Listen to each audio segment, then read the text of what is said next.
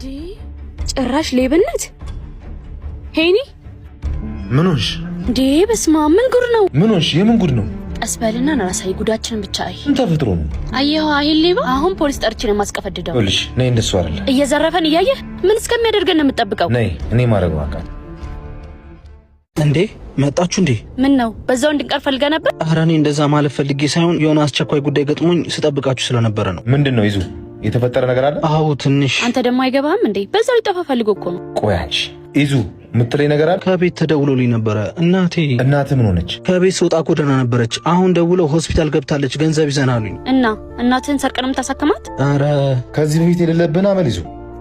ሌብነት ዛሬ ሊያሻግር ይችላል፣ ነገ ግን ይገላል። እኔ ብጠይቀኝ ከለክልሃል? ኧረ እኔ ለመስረቅ አስቤ አልነበረም። ስደውላችሁ አታነሱም፣ ቴክስትም ልኬ አትመልሱም። ግን በዚህ መልክ እንድታስቡኝ ስላረኳችሁ በጣም ይቅርታ። አላየሁትም ነበር። ሂድ በቃ። አመሰግናለሁ።